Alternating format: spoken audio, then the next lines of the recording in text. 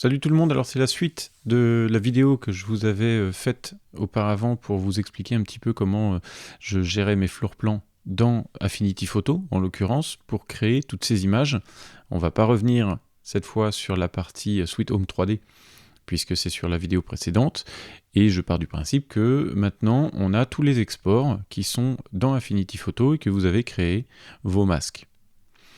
Une petite astuce que je n'avais pas précisée la dernière fois, c'est que je nomme mes calques avec le nom des entités. Et on va voir pourquoi c'est important de le faire comme ça. Ça permet vraiment de rendre les choses plus rapides par la suite.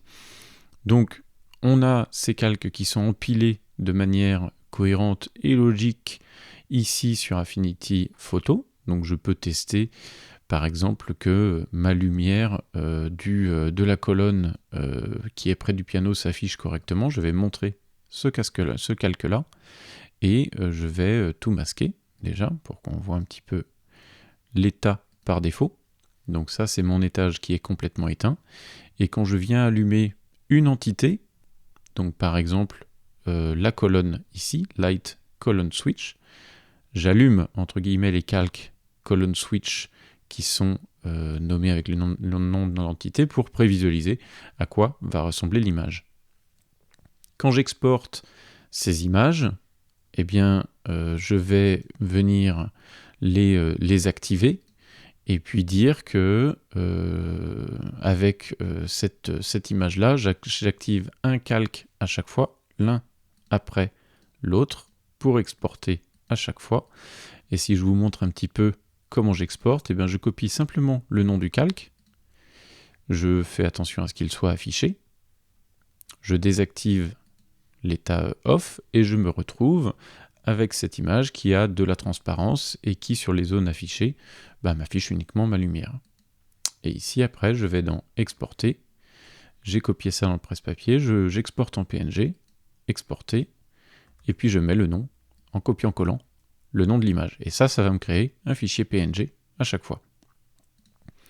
Donc je vais me retrouver avec 8 fichiers PNG, plus mon fichier qui s'appelle 0,99 off. C'est une convention que j'ai utilisée, je mets le numéro de l'étage, un index pour que les images s'empilent correctement, et puis l'image de l'étage qui est complètement éteint, je l'appelle off et je le mets en index 99. Ces images, je vais les mettre dans un répertoire et je vais les copier dans le répertoire web de Home Assistant.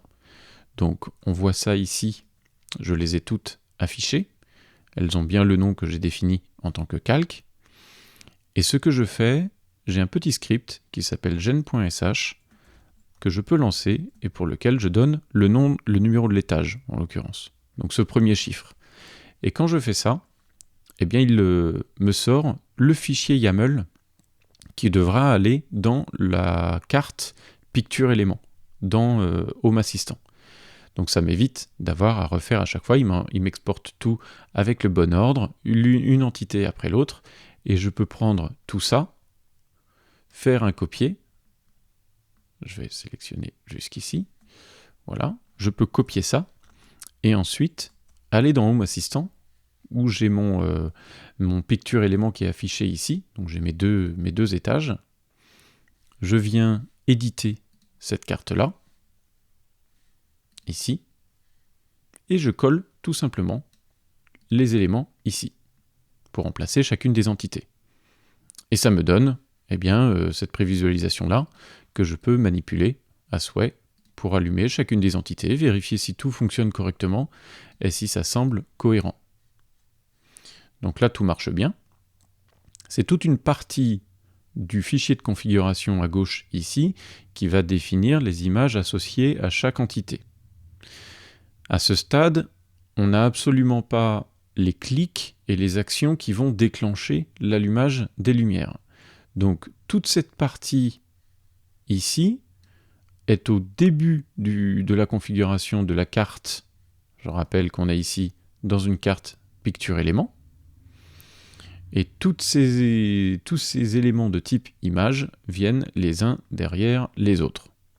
Donc là, j'ai un empilement d'images qui est cohérent en fonction des entités.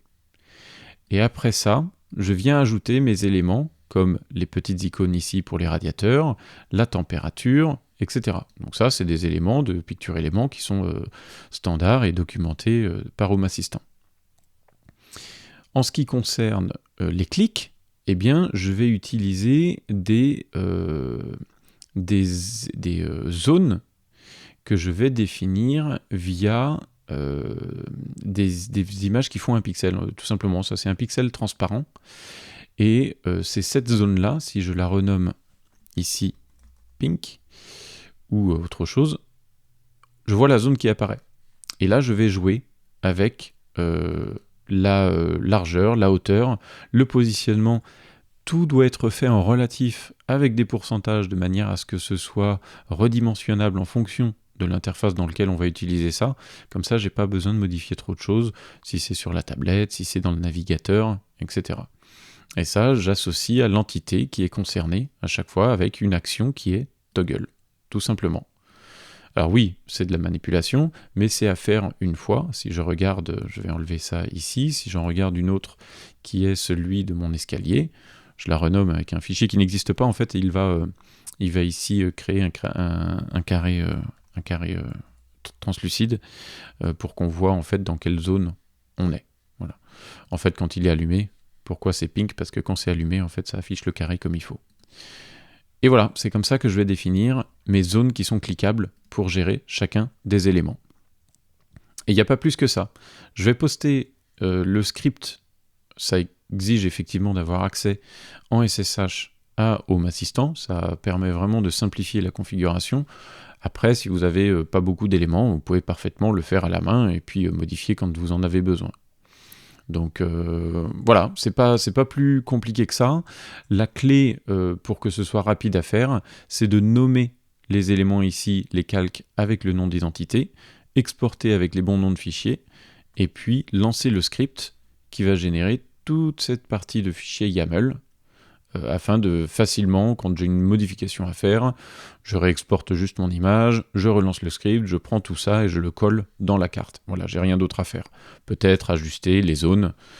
Si on va regarder effectivement les radiateurs ici, donc c'est des icônes qui sont, on va les trouver ici, juste après la déclaration des images, et en l'occurrence, ça ce sont les lumières avec mes images, et si je prends, ça ce sont toujours des light, et ici j'ai un radiateur où j'ai mis effectivement l'entité climate, salle à manger, qui représente mon petit radiateur et qui est positionné ici parce que c'est tout simplement là que se trouve le radiateur.